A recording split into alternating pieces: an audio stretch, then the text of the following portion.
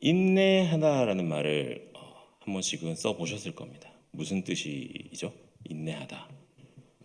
국어 사전에는 이렇게 표시가 되어 있더라고요. 괴로움이나 어려움 따위를 참고 견디다 라는 뜻을 가지고 있습니다. 많은 사람들이 인내하는 것이 삶의 지혜다라고 이야기를 합니다. 인내는 쓰고 그 인내의 대가인 열매는 달다라고 이야기하죠. 인내를 통해서 좋은 결과를 얻을 수 있기 때문에 이러한 말이 우리에게 들리고 하는 것 같습니다. 또 인내를 하면 내가 삶에서 발생하는 여러 가지 실수들도 줄일 수가 있습니다. 그래서 지혜로운 삶을 사는 사람들은 대부분 인내하는 삶을 살아가고 있다라고 말할 수가 있는 것이죠. 그렇게 인내의 좋은 결과를 가지고 온다고 해서 인내하는 것이 무조건 다 좋구나라고 생각을 할 수가 있지만 인내하는 것이 그렇게 쉽지만은 않은 것이 사실입니다. 참고 견디기 어려운 그러한 커다란 고통도 가끔씩은 동반하기 마련이죠. 또 무조건 참고 견딘다고 해서 그것이 다 좋은 것은 또 아닐 것입니다. 그러면 우리가 인내하고 참아야 되는 것, 또 견디는 것, 어떤 것이 지혜로운 인내인지, 또 어떤 것이 경건한 인내인지를 욥기를 통해서 우리는 한번 살펴볼 필요가 있을 것 같습니다. 오늘 본문의 말씀은 아니지만 1장 1절부터 5절까지의 말씀을 우리 한 절씩 교독하도록 하겠습니다. 우스 땅에 욥이라 불리는 사람이 있었는데 그 사람은 온전하고 정직하여 하나님을 경외하며 악에서 떠난 자더라. 그에게 아들 7과 딸 3이 태어나니라. 그의 소유물은 양이 7,000마리요 낙타가 3,000마리요 소가 500결이요 암나귀가 500마리이며 종도 많았으니 이 사람은 동방 사람 중에 가장 훌륭한 자라. 그의 아들들이 자기 생일에 각각 자기의 집에서 잔치를 베풀고 그의 누이 3명도 청하여 함께 먹고 마시더라. 함께 읽겠습니다. 그들이 차례대로 잔치를 끝내면 욥이 그들을 불러다가 성결하게 하되 아침에 일어나서 그들의 명수대로 번제를 드렸으니 이는 욥이 말하기를 혹시 내 아들들이 죄를 범하여 마음으로 하나님을 욕되게 하였을까 함이라. 욥의 행위가 항상 이러하였더라. 아멘. 1절부터 5절까지의 말씀을 보면 욥이 어떠한 사람인지를 너무나도 적나라하게 보여주고 있습니다. 우리가 잘 이해할 수 있을 정도로 자세하게 설명을 해놨습니다. 온전하고 정직하며 하나님을 경외하며 악에서 떠난 자라고 소개를 하고 있습니다. 또한 그가 가진 재물들을 나열함으로써 그가 또 얼마나 큰 부자였던 것을 또 보여주고 있죠. 아들 7과 딸 3, 10남매를 자녀로 두었고 동방 사람 중에서 가장 훌륭한 사람이었다라고 성경은 욥에 대해서 평가를 하고 있습니다. 그리고 또 욥의 신앙도 참 대단했다는 것이 자녀들을 향한 마음, 하나님의 마음이 하나님을 향한 마음이 대단했다는 것을 5절을 통해서 알 수가 있습니다. 아들들이 잔치를 하고 그 잔치를 끝나면은 자녀들을 불러다가 혹여나 잔치하는 가운데 먹고 마시는 가운데 자기가 모르게 또 마음속으로 혹시나 하나님 앞에 범죄하거나 죄를 지었을까봐 걱정이 되어서 항상 아침마다 번제를 드렸다라고 기록이 되어 있습니다. 일회성이 아니라 매 생일 때 잔치가 있을 때마다 이러한 일들을 했다라는 걸로 봐서는 욥의 행위가 정말 하나님을 향한 하나님께 온전히 나아가기 위한 그런 믿음의 사람이었다는 것 또한 우리는 발견할 수가 있습니다. 이 정도가 되니까 하나님께서 욥을 칭찬할 만하시겠죠. 얼마나 칭찬하셨습니까? 심지어 사탄이 욥을 시험하게 내버려 두시기까지 욥의 믿음을 자랑해 주셨던 것입니다. 그런 욥에게 이제 시련이 닥칩니다. 하나님께서 욥을 자랑하시자 사탄이 이야기하죠. 욥이 하나님을 경외하고 하나님 말씀 잘 듣는 것은 결코 까닭 없이 그런 것이 아니라 하나님께서 욥의 소유를 풍성하게 해주셨기 때문에 또 가진 것을 온전히 지킬 수 있게 해주셨기 때문에 욥이 그러한 마음으로 하나님 앞에 나가는 거 아니겠습니까? 라고 하는 거죠. 결국 하나님을 경외하는 것은 다 이유가 있다라는 것입니다. 이 하나님은 사탄이 욥을 시험하도록 허락해 주셨습니다. 몸에는 손에 대지 않는 한 마음대로 하라라는 허락을 해주셨죠. 이제 욥에게 참 엄청난 시련들이 닥치기 시작합니다. 15절부터 17절까지의 말씀인데요. 한 절씩 교독하도록 하겠습니다. 스바 사람이 갑자기 이르러 그것들을 빼앗고 칼로 종들을 죽였나이다. 나만 홀로 피하였으므로 주인께 아래로 왔나이다. 그가 아직 말하는 동안에 또 한 사람이 와서 아뢰되 하나님의 불이 하늘에서 떨어져서 양과 종들을 살라버렸나이다. 나만 홀로 피하였으므로 주인께 아뢰어 왔나이다. 함께 읽습니다. 그가 아직 말하는 동안에 또 한 사람이 와서 아뢰되 갈대아 사람이 새 무리를 지어 갑자기 낙타에게 달려들어 그것을 빼앗으며 칼로 종들을 죽였나이다. 나만 홀로 피하였으므로 주인께 아뢰러 왔나이다. 아멘. 앞서 욥은 굉장히 부자라고 말씀을 드렸습니다. 성경에는 동방에서 가장 제일 가는 훌륭한 사람이라고 하였죠. 그 의미에는 가장 많은 재산을 가지고 있던 부자라는 의미도 함께 내포하고 있습니다. 양이 7,000마리, 낙타가 3,000마리, 암나귀가 500마리, 소가 500마리, 그 밖에 종이 여럿이 있었다라고 기록을 하죠. 그런데 짐승을 치던 종들이 갑자기 뛰어와서 이야기합니다. 스바 사람들이 쳐들어와서 소와 종들 모두 죽이고 왔습니다. 근데 이 말이 끝나기도 전에 다른 사람이 뛰어와서 또 이야기를 합니다. 하나님의 불이 떨어져서 양과 종들을 모두 불태우고 왔습니다 라고 이야기하니까 또 그 말이 끝나기도 전에 또 다른 종이 와서 이야기하죠. 갈대아 사람들이 낙타떼를 모두 끌고 갔습니다 라고 이야기합니다. 전 재산이 하루아침 한순간에 모조리 다 사라지는 놀라운 일을 욥은 경험하였던 것입니다. 여러분들이 만약 하루 만에 여러분들이 가지고 있는 모든 재산을 다 잃어버렸다고 한다면 어떠한 생각이 드실까요? 다시 벌면 되지라고 생각하실까요? 물론 저같이 가진 게 없으시면 다시 벌면 되지라고 하실 수가 있는데 대부분 그러지 못하실 겁니다. 어떤 사람은요, 자신의 재산을 다 잃어버리면요, 충격을 받아서 정신이 나가버리기도 하고요, 어쩔 줄 몰라서 그냥 방황하기도 하고요, 또 심한 경우는 스스로 목숨을 끊는 일도 일어나고 있습니다. 어떤 사람에게는 이런 재물과 재산이 생명보다도 중요하게 생각하는 그런 사람들도 분명 있다라는 것이죠. 그런 욥이 자기가 가지고 있는 그런 재산들을 하루아침에 잃게 되었습니다. 근데 거기서 끝이 났나요? 아닙니다.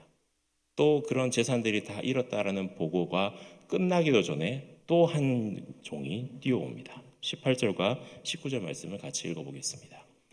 그가 아직 말하는 동안에 또 한 사람이 와서 아뢰되 주인의 자녀들이 그의 맏아들의 집에서 음식을 먹으며 포도주를 마시는데 거친 들에서 큰 바람이 와서 집 내 모퉁이를 치매 그 청년들 위에 무너짐으로 그들이 죽었나이다. 나만 홀로 피하였으므로 주인께 아래로 왔나이다 한지라.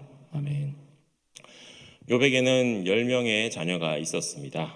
그들은 아주 우애가 좋았습니다. 어느 정도로 좋았냐? 한 사람의 생일이 되면은 모두 그 집에 모여서 잔치를 벌였습니다. 형제들 뿐만 아니라 자매들 포함하여서 10명의 형제 자매들이 모두 모여서 잔치를 벌였습니다.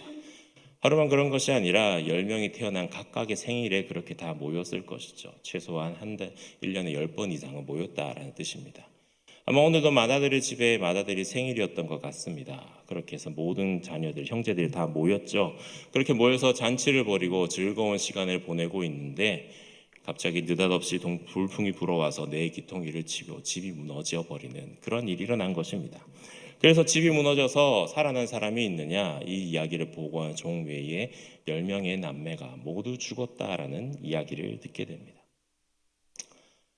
이런 욥의 마음은 상상할 수가 없죠. 자식이 가지고 있던 재산도 다 잃어버리고 자식이 한 명이 죽어도 그렇게 마음이 아픈데 10명의 자녀를 모두 잃어버리는 일이 일어나게 되었습니다. 아무 이유 없이 한날 한시에 욥의 생각으로는 도무지 있을 수 없는 일들이 욥에게 불어 닥친 것이죠. 그 소식을 들은 욥이 어떻게 되었습니까? 20절 말씀을 보면 그때의 말씀을 자세하게 기록하고 있습니다. 욥이 일어났습니다. 앉아서 그 이야기를 들을 수가 없었겠죠. 순간적으로 벌떡 일어나서 어쩔 줄 몰라 하는 모습이었습니다. 그리고 겉옷을 찍었습니다. 유대인들은 자신의 분노와 상황에 정말 극도의 슬픔을 당하면은 자기가 입고 있는 옷을 다 찢어버렸다라고 합니다. 그리고 머리털을 밀었다라고 기록되어 있습니다. 이것은요, 자기 자신을 포기하는 그러한 행위입니다. 사무엘하 10장에 한운이 다윗의 신하들을 잡아다가 머리와 수염을 절반씩 깎는 일이 일어났었습니다. 그때 그들이 정말 치욕스럽고 정말 수치를 당했자 그들이 다시 수염이 자랄 때까지 잠시 보호해주는 그런 일들도 기록되어 있었던 것이죠. 이스라엘 백성들에게 수염 그리고 머리카락 이런 것들은 너무나도 중요한 것이었습니다. 수염을 밀고 머리카락을 미는 것은 노예들이나 하는 일이었습니다. 자신을 포기한다는 것이죠. 더 이상 사람이 아니라고 표시내는 겁니다. 죽은 것이나 마찬가지인 것이죠. 우리나라에도 예전에 상투를 잘라버렸지 않습니까? 상투를 자르면은 목숨이 나는 거 부모님이 죽은 것처럼 슬퍼하면서 좌절하는 그런 모습들도 기억하셨을 겁니다. 상투를 자르면은 나는 살아있지만 살아있는 것이 아니다라는 뜻이죠. 그렇기 때문에 개화기에 많은 사람들이 단발령이 내려졌을 때 머리를 자르지 않으려고 상투를 자르기를 거부했던 이유가 여기에 있었던 것이죠. 그런데 그런 시대에 욥이라는 사람이 얼마나 슬펐던지 얼마나 괴로웠던지 자기 자신의 머리를 스스로 밀어버리는 행위를 하게 되었습니다. 그런데 이러한 슬픔을 몸으로 표현한 뒤 욥은 상상하지도 못한 이야기들을 합니다. 땅에 엎드려서 하나님을 경배하고 하나님께 모든 것을 의탁하는 일이 일어납니다. 21절 이하의 말씀을 또 함께 봉독해 올리겠습니다.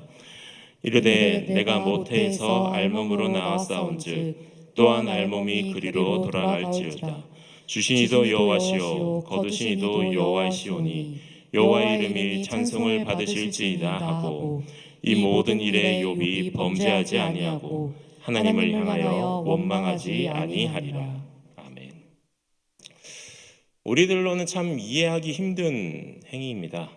어떻게 여기서 공손하게 하나님 앞에 엎드려서 주신 이도 하나님이시니까 거두신 이도 하나님이십니다. 하나님 찬송 받으시옵소서 라면서 그렇게 하나님 앞에 경배할 수가 있을까요? 하라고 해도 하지 못하는 상황 아닙니까? 욥은 왜 이렇게 이런 상황에서 초연했을 수가 있을까요? 욥의 마음이 슬프지 않았을까요? 욥의 마음이 아무런 감정이 없는 사이코패스여서 이런 상황에 그냥 하나님께 찬양해야지 라면서 경배를 드렸을까요? 그것은 결코 아니었을 겁니다. 앞서 욥이 한 행위를 보면 얼마나 힘들고 얼마나 괴롭고 얼마나 고통스러웠을지 우리는 알 수가 있습니다. 그렇지만 욥은 한 가지 알고 있었습니다. 자신에게 일어난 모든 일들은 다 하나님의 섭리가 있다라는 것을 알고 있었습니다. 그런 하나님의 섭리가 있지 않고서야 어떻게 나에게 이런 일이 일어날 수 있겠냐라는 것이죠. 전 재산이 한꺼번에 사라진 것이나 10명의 남매가 한꺼번에 죽임을 당한 것 전부 우연한 사건이 아니라는 것을. 욥은 이런 사건들에 대해서 분명히 하나님께서 나에게 주시는 그 하나님의 섭리와 뜻이 있다는 확신이 있었습니다. 그렇지 않고서는 이 같은 일이 일어나지 않는다는 그러한 분명히 믿음이 있었죠. 그러니까 그런 환경에서도 하나님을 원망하지 않고 분노하지 않고 누구를 탓하지도 않을 수가 있었던 것입니다. 그렇기 때문에 우리의 신앙에는 하나님의 뜻을 발견하는 일이 매우 중요합니다.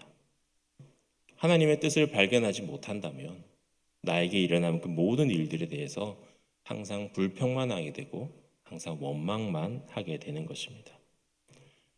하나님의 뜻을 알지 못한다면 나에게 그런 어려움이 닥쳤을 때 그것을 이해하지 못하고 결국 하나님을 떠나는 일도 일어나게 되는 것입니다. 욥이 파악한 하나님의 섭리, 하나님에 대한 그런 섭리는 아주 예리한 것이었습니다. 하나님께서 다 계획이 있으시다.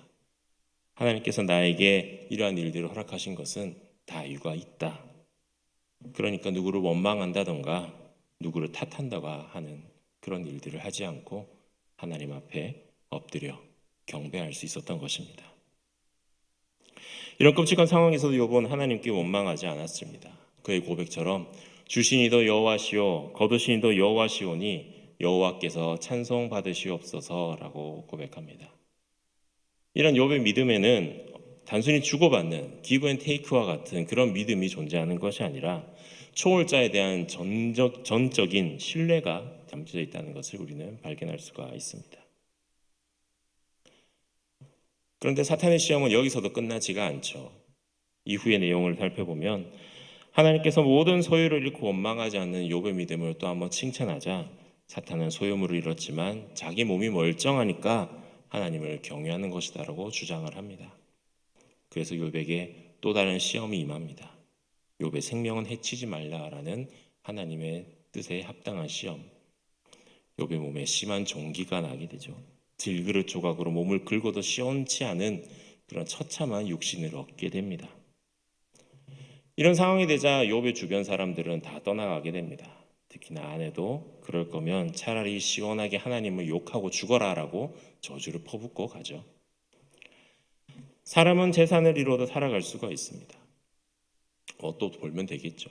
그리고 자식을 잃어도 아내를 잃어도 슬픈 마음, 고통스러운 마음도 있지만 가슴에 묻고 살아가는 사람들도 있습니다. 그런데 건강을 잃으면 참 힘들더라고요. 사람이 건강을 잃으면 모든 것을 다 잃는다라고들 이야기합니다. 중병에 걸리면은요, 그 인생도 다 스톱이 되게 되고요. 의욕도 없어지고 오랜 투병 생활 가운데 꿈도 잃어버리고 내일도 잃어버리고 모든 희망을 놓게 되는 것이 바로 우리 육신의 아픔이라는 것입니다. 그런 욥이 이제 재산도 잃고 자녀도 잃고 아내도 잃고 건강도 다 잃었습니다. 이제는 정말 하나님을 원망하고 그냥 스스로 목숨을 끊을 법도 한데 그럼에도 불구하고 욥은 하나님께서 주신 복을 받았다면 하나님이 주시는 화도 받아야 되지 않겠는가라면서 하나님께 범죄하는 모습을 보여주지 않습니다. 이런 욥에게 또 친구들도 찾아오죠. 그들은 또 자신이 알고 있는 지식을 동원해서 욥과 논쟁합니다. 친구들은 사람이 의롭게 살면 복을 받고 악하고 죄를 지으면 벌을 받는 것이 당연하다라고 생각했죠. 그래서 하나님에게 죄인에게 벌을 주는 것이 당연하시고 의인에게 복을 주시는 분이시니까 욥이 지금 네가 벌을 받고 있으니 네가 지은 죄를 빨리 회개해라라고 이야기를 합니다. 하나님이 잘 알지 못하면서도 그들이 가지고 있는 얄팍한 지식으로 욥을 정죄하고 있는 것이죠. 재산도 잃고 자녀도 잃고 가족도 잃고 그 다음에 병도 얻었고 이제는 친구들에게 이러한 정죄까지 당하는 욥, 정말 견디기 힘들 것입니다. 그런 논쟁 끝에 결국엔 하나님께서 개입하시죠. 하나님께서 세상을 창조하시고 모든 일에 하나님의 섭리가 있다라는 것을 완전하신 능력과 지혜로 알려주십니다. 그리고 그런 하나님 앞에 인간이 가지고 있는 지혜와 경험은 너무나도 초라하고 짝이 없다라는 것을 또 알려주십니다. 전난시 하나님 앞에 초라하기만 한 인간의 모습을 보게 하심으로써 하나님께서 인간의 삶과 모습에 관계없이 재앙과 복을 내리시는 하나님의 그런 절대적인 모습을 나타내어 주시죠. 이런 하나님 앞에서 욥은 그런 보상교리에 얽매이지도 않고 죄도 없이 고난당하고 있다고 생각하면서 하나님 앞에 도전하고 하려고 했던 그런 자신의 생각을 내려놓습니다.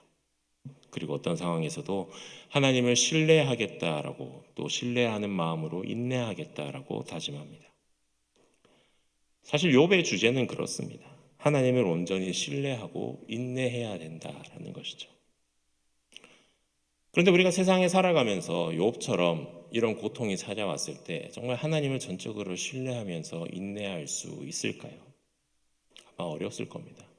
욥이 경험했던 그런 많은 고통과 어려움들, 그 어려움 가운데 한 가지만 우리에게 찾아오더라도 우리의 신앙이 나가 떨어지는 일이 아마 많이 있을 것입니다. 욥과 같이 행동하실 수 있겠습니까? 사실 저도 어려울 것 같습니다. 교육 전도사 때 열심히 용돈 모아가지고 카메라도 사고 100만 원이 넘는 렌즈를 샀는데 예배실에 놔뒀는데 아이가 뛰어가다가 삼각대를 걷어차서 렌즈가 깨지는 일이 일어났습니다. 얼마나 진짜 제가 진짜 몇 달을 모아서 산 그런 일도 있었습니다. 그런 일들에게도 순간적으로도 왜 나에게 이런 일이 일어나는지 원망과 대체 이거는 대체 누구에게 보상을 받아야 되나 하는 안타까운 마음이 일어났었습니다. 그렇지만 이런 간단한 물질적인 것뿐만 아니라 여러분들이 주변에 겪고 있는 우리 성도들이 겪는 고통과 아픔들, 그런 마음 아픈 상황들, 좀 견디기 힘든 상황 속에서 과연 얼마나 많은 사람들이 하나님 앞에 초연히 하나님의 이름을 높이고 엎드려 경배할 수가 있을까요? 하지만 그런 고난 속에서도 우리는 분명히 배워야 할 것들이 있습니다. 어렵고 힘들겠지만 그런 역경 상황 속에서도 전적으로 하나님을 신뢰하는 믿음을 가져야 한다는 것입니다. 그런 믿음이 있을 때 우리는 반드시 일어날 수 있고 하나님께서 우리의 손잡아 우리를 일으켜 세워주신다는 것을 우리는 기억해야만 될 것입니다. 우리가 어려운 상황과 시련과 역경에 직면했을 때 우리의 얄팍한 지혜와 능력으로는 그것을 결코 해결할 수가 없습니다. 하지만 하나님께 더욱더 간절히 나아간다면, 하나님 앞에 온전히 기도하며 나아간다면 욥이 환난 가운데 우리에게 보여주었던 그러한 절대적인 하나님에 대한 신뢰를 가지고 인내하는 모습으로 나아간다면 분명 하나님께서는 욥에게 허락하셨던 갑절의 은혜를 우리에게도 허락해 주실 것이라 믿습니다. 물론 갑절의 은혜를 얻었다고 해서 이전의 고통과 아픔이 사라지는 것은 아니겠죠. 하지만 그런 갑절의 은혜를 통하여서 하나님께서는 다시 일어날 수 있는 힘, 다시금 세상 속에서 온전히 하나님을 바라보면서 나아갈 수 있는 힘을 분명히 주신 것입니다.